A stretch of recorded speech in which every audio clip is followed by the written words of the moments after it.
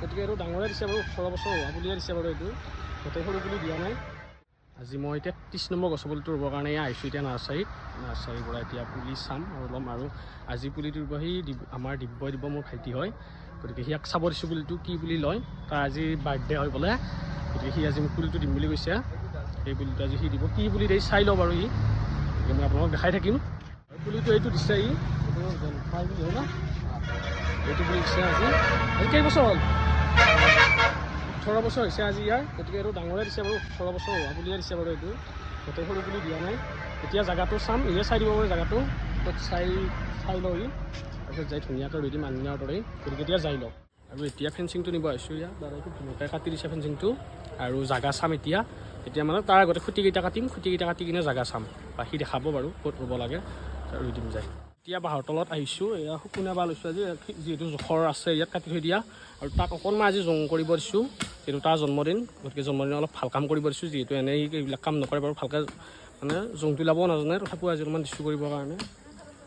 আৰু আজি জেগাটো হ'ব এইখিনি জেগা, যিহেতু ইহঁতৰ দোকানখন আছে এইফালে, ইমানখিনি জেগাটো দেখাই দিলে চাই থাকিব পাৰিব বোলে। সেইকাৰণে আজি এইখিনি জেগা ৰুম বুলি ভাবিছোঁ। আৰু যিহেতু এইখিনি মানে গছ চছ তেনেকুৱা নাই, আৰু কাষতে যিহেতু হাইৱেটো আছে, গতিকে এইখিনি জেগা আজি ভাল হ'ব বুলি ভাবিছোঁ। এতিয়া গাঁতটো ইয়াত খুন্দি দিওঁ, আৰু গাঁতটো খুন্দা আহি গ'ল। এতিয়া পুলিটো ৰুই দিব লাগিব।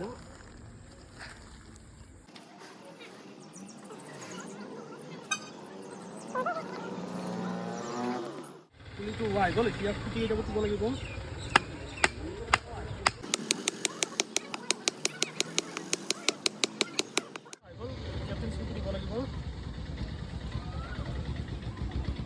গোটেইখিনি কৰা হৈ গ'ল। এতিয়া পানীটো দিব লাগিব, গাখীৰটো দি দিলোঁ, পানীটো দিলে হৈ যাব।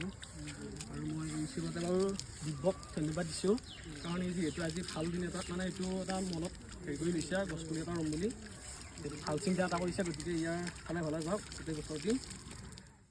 আৰু এইটো 33 নম্বৰ গছৰ পুলি আছিল, আকৌ মই 34 নম্বৰ পুলিটো লগ পাম। আৰু যিহেতু সকলোৱে এনেকুৱা ভাল চিন্তা কৰক, যেনেকৈ আজি দিব্যই মোক মাতি কিনে এই পুলিটো দিছে তাৰ জন্মদিন হিচাপত। আৰু সি যদিও ধৰক পুলিটো হেৰি কৰি ৰোৱা নাই, ময়ে ৰুই দিছোঁ বাৰু, তথাপিও সি মোক চিন্তা কৰি সি নিজে কিনি কিনে এই পুলিটো দি দিছে। গতিকে তাৰ ভালে যাওক, গোটেই বছৰটি ভালে যাওক, আৰু অনাগত দিনবোৰ যাতে আৰু ভাল হয়। গতিকে সকলোৱে এনেকুৱা ভাল কাম যাতে অলপ চিন্তা কৰে, বা ভাল কথা চিন্তা কৰে, তাৰে কামনা কৰিছোঁ, বা মোৰ ফালৰ পৰা অনুৰোধ জনাইছোঁ। যিয়েই নহওক বাৰু, শেষলৈ ভিডিঅ'টো চাই থকাৰ বাবে সকলোকে বহুত ধন্যবাদ। আকৌ মই 34 নম্বৰ গছৰ পুলিটো লগ পাম। ধন্যবাদ।